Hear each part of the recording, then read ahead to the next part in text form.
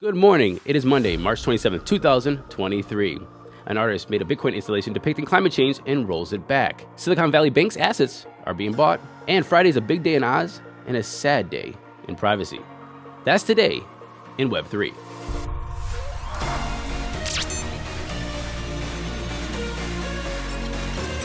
Good morning, everybody. Welcome back. Please do me a favor before we get started today. Please like, subscribe, share these videos, this podcast. If you're listening to the podcast, if you're listening to the podcast, please be on Apple Podcasts or Spotify. Click those 5 stars. Leave us a comment. If you're here on YouTube, leave comments below if there's any topic that you think that you want to converse on, because I would love to have conversations about anything that we say today. Let's get into today's headlines.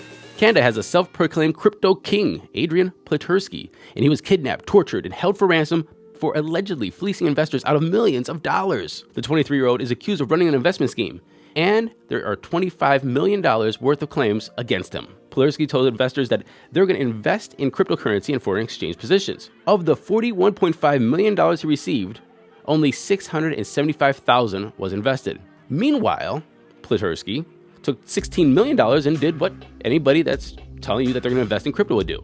He bought 3 Lamborghinis, 4 Audis, a Ferrari, 3 McLarens, a Land Rover, a BMW.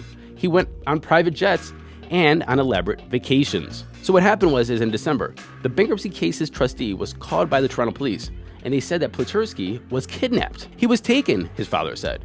They basically drove him around for about 3 days to different parts of southern Ontario. They beat him, tortured him, and allowed him to make specific phone calls to only specific people. One of those people was his landlord, Sandeep Gupta, which he asked for $3 million to get him back. Now, just like anybody else that scams people out of money, he said he tried to redeem himself, that it was all a mistake. So what did he do? He put more money in risky assets. But, as he says, I was trying to make returns that weren't obviously feasible and weren't necessarily possible at the time, and it just caused more losses. History repeats itself too many times in the crypto space. If you remember last week, Kwon was arrested in Montenegro, and the 31-year-old was charged with 8 separate counts, including commodities fraud, securities fraud, wire fraud, and conspiracy to defraud and engage in market manipulation. So when you're arrested in Montenegro, you're usually out in 72 hours. However, Kwon, he was a flight risk. He was already planning to leave Montenegro with fake documents on a plane going to, we suspect Dubai. And because of this risk, they said, Do, you cannot leave for 30 days. First Citizens Bank is going to buy Silicon Valley Bank's deposits and loans in a total of a $55.5 billion agreement with the FDIC. That's a $16.5 billion discount. The FDIC was going to keep the other $90 billion of securities and assets to sell in a process called disposition. So what happens if you used to go to Silicon Valley Bank in the brick and mortar stores to do your banking? Well, all 17 of the former Silicon Valley branches in California and Massachusetts are going to be open under the First Citizens brand. And they're telling their customers to continue to use your bank. Soon, however, you'll be open up to all First Citizen branches so you can bank wherever. Now I want to ask you, as a former customer of SVB, would you continue to use these banks? I mean, does First Citizens actually have better risk management practices than SVB? Is this just slapping a new label on the same problem? We're going to have to wait and see, obviously. But does this transition make you comfortable? Let me know in the comments below. This is a heartbreaking story, and I want to say I'm sorry to Brandon. This sucks. He said, and he tweeted, "Today I accidentally burned my CryptoPunk NFT, trying to wrap Punk 685. I was so focused on following the instructions exactly that I slipped up, destroying a third of my net worth in a single transaction. This is a truly devastating mistake for me, but I did this myself, and it's no one's fault but my own. Both the beauty and the curse of self-custody. Stay safe, everyone out there, and please be more careful than I was. Thank you to so many for your kind words." I want to say I'm really sorry this happened to you, man, because I've went through this, and I actually tried to teach somebody, Corey over here, my videographer, how to mint NFTs. And let me tell you, it is confusing. Minting, trying to use the test net, trying to transfer it, trying to get it back up onto OpenSea or wherever your marketplace you're trying to use. I was trying to use on Manifold, and going through that whole process, that's the beauty and the curse of self-custody.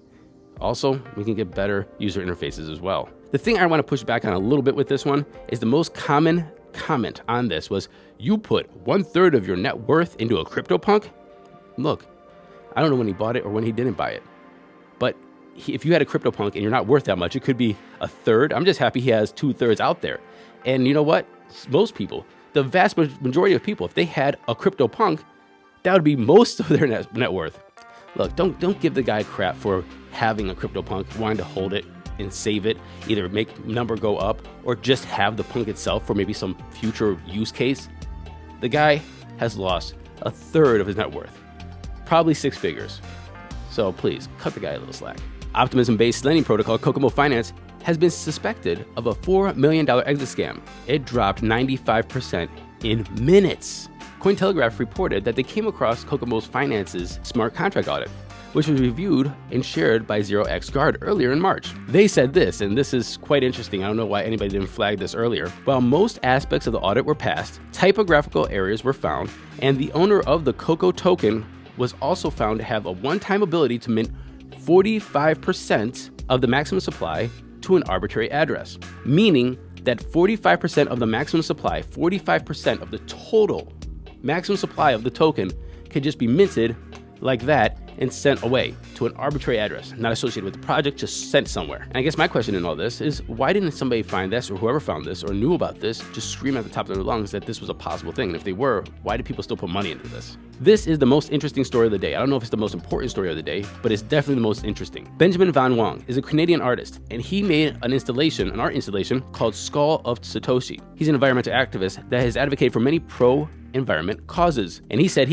I am pro-environment. And since I spent the last few years highlighting issues like fast fashion, ocean plastics, and electronic waste, I wanted to find a way to create a symbol that could help accelerate change. Obviously, this installation was made to convey the negative impacts of Bitcoin proof-of-work mining. And he said, I just spent 6 months pouring my heart and soul into building this amazing installation to inspire real change for something that few seem to care about. Then, Bitcoin Twitter noticed, and the roller coaster began. Look, before I go any further, you guys know me. If you have followed my podcast or followed me for the past 7 years, I always thought that the whole Bitcoin bad for the environment narrative was absolutely bogus. Just in general, global data centers used 3 times more electricity than Bitcoin. 5% of all energy losses are just by transfer. There's even more energy than that that's lost because the energy is just not used and is sitting around. Just gaming, video games, sitting around playing video games is using anywhere between 75 and 100 terawatt hours a year. So I never liked the whole cherry picking Bitcoin because it uses X amount of energy or as much energy as a country, which we see that air conditioning, we see that video games, we see that data centers use that and more than Bitcoin. I always thought it was just cherry picked. It was definitely anti-Bitcoin. And yes, the Bitcoin community came out, told him some things, and he changed his mind. But the guy now is walking it back, saying not only does he like Bitcoin, which he did say originally in his video, however, he's walking it back and trying to explain that he was wrong about the proof of work and the whole environmental impact, which is okay. You could change your mind. Anybody could change their mind, and I feel that. But if you're an artist and you make art, you have to stand behind your art. Now I feel like that this art is worthless. Look, Dave Chappelle has never walked back the closer. The LGBTQAI+ community has always come out after him. He has never walked back his art. Chris Rock just came out with a Netflix special blasting Will Smith in the slap. Never walked it back. And you never see Banksy apologizing for any of the art that is socially provocative. Why? Because you put the art out there if you're an artist. You let the people decide. You let them interpret it. You let them have the discussion. And if you change your mind, go make more art. Have art be the answer to art. But here's the thing. If you're wishy-washy about what you made, now I'm wishy-washy about you as an artist. I'm wishy-washy about you as your process. I'm wishy-washy about you and your opinions. If you did not think this through when you were making your art, how can I trust you and your art in the future? So I say, 1, I've always said that Bitcoin was being cherry-picked for environmental problems. I say 2, thank you for having a conversation about it and changing your opinion. I think that's great. That's about personal growth. But 3, you are making a mistake. You've discredited yourself, discredited your art, discredited your process, and is falling victim to the same kind of cancel artist culture that's happening, and you capitulated. And finally, on Friday, Australia is going to begin its CBDC pilot. They're going to be testing out offline payments, tokenized foreign exchange settlements, and livestock auctions. The pilot will contribute to hands-on learning by industry, and it will contribute to policymakers' understanding of how CBDCs could potentially benefit Australia's financial system and economy. Either the author of this left this out, or it was just not mentioned. Who's studying privacy and the privacy of the citizens? Now, let's get into those crypto prices. Here comes the money. Here we go. Money talk. And the time is 9:31 a.m. Eastern Standard Time. We have Bitcoin sitting at $27,791. It's down 0.5% in 24, 1.3 in 7. Ethereum's at $1,756, down 1.1%. Tether's number 3, Binance is at 328, up 0.5%. And USDC is number 5, rounding off the top 10. We have XRP, which is up 6.2%. Cardano, Doge, Matic, and BUSD. The total market cap is sitting at 1.158 trillion. We have a BTC dominance of 46.3 and an ETH dominance of 18.5. And that was our show today. Again, please subscribe, share, and I will see you Tuesday. And until then, happy hodling, everyone. Hey, everyone. The bull run is coming. It's coming quick. And you need to be up to date on everything that's happening in the Web3 space. So please follow us on Twitter and like, subscribe, share these videos so we can keep you up to date daily on Web3 news.